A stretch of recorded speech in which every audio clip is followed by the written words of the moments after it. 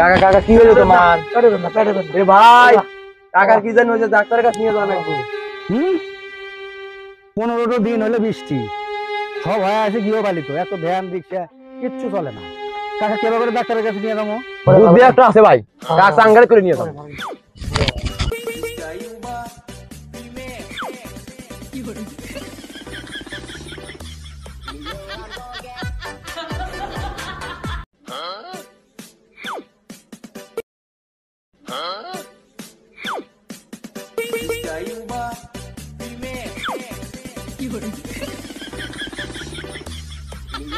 ভাই ভাই